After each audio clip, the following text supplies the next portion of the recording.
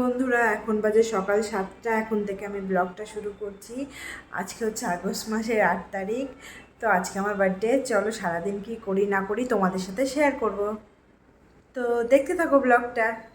প্রথমেই যেটা করছিলাম সেটা হচ্ছে রান্নাবান্না, পেঁয়াজ রসুন কাটাকাটি, এদিকে পায়েস বসাবো। দেখো রান্নাঘরের অবস্থা ছড়িয়ে ছিটিয়ে নিয়েছি সকাল সকাল।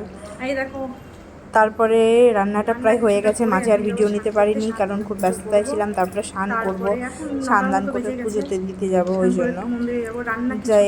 এখানে আমি একটু ভয়েস ওভার দিয়েছিলাম কিন্তু ভয়েস ওভারটা ভালো আসেনি, তাই জন্য আমাকে পরে আবার ভয়েস ওভার দিতে হচ্ছে। যাই হোক, দেখো রান্নাঘরের অবস্থা অগোছালো। এই অবস্থাতেই স্নান টান করে দেখো রেডি হয়ে গেছি। দেখো শাড়িটা পরে আমাকে কেমন লাগছে। এই শাড়িটা জন্মদিনের জন্য নিয়েছি, কেমন হয়েছে বলো কিন্তু, ঠিক আছে।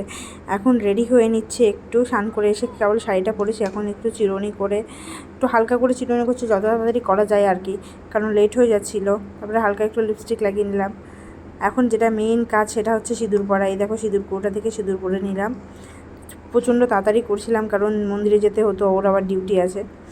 তো এই যে ফুল রেডি হয়ে গেছি, দেখো এটা ফাইনাল লুক। সকালবেলা তো মন্দিরে যাচ্ছি, একটু হালকা সাজের মধ্যেই যাচ্ছিলাম, চুলটা পুরো ভেজা।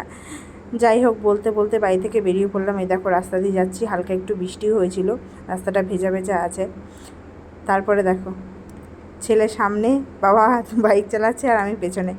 বেশ ভালো লাগছিলো সকাল সকাল মন্দির যেতে, একটা আলাদাই ফিলিংস হচ্ছিলো।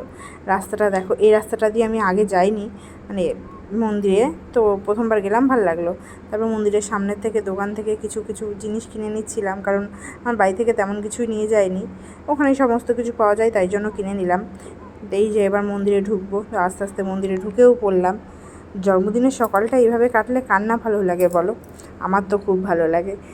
তোমাদের কেমন লাগে জানি। ওই যে প্রথমেই বাবার কাছে সমস্ত কিছু রেখে দিলাম এখানে।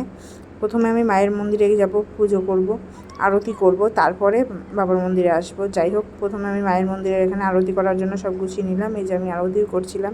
বড়বাবু এত ভালো করে ভিডিও করে দিবে আমি কখনো ভাবিনি, যাই হোক দিয়েছে।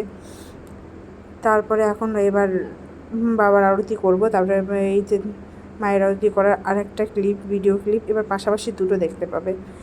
এই যে এটা হচ্ছে ভোলেনাথের আরতি চলছে, পাশাপাশি বাবা এবং মায়ের মন্দির। তো এই যে পুজো টুজো করে বাড়িতে চলেও এসেছি। এই যে বর মশাইকে দিয়েছি প্রসাদ খেতে, বর আর ছেলে প্রসাদ খাচ্ছে।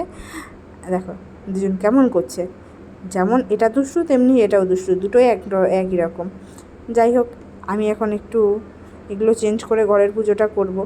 এর মাঝে আর কোনো ভিডিও ক্লিপ নেওয়া হয়নি। এই দেখো ঘরের পুজোটা হয়ে গেছে। দেখো এই যে গোপু সোনা, এই যে মহাদেব, এই যে তারপরে দেখো রান্নাটা, ভিডিও ক্লিপটা একটু তাড়াতাড়ি নিয়েছি।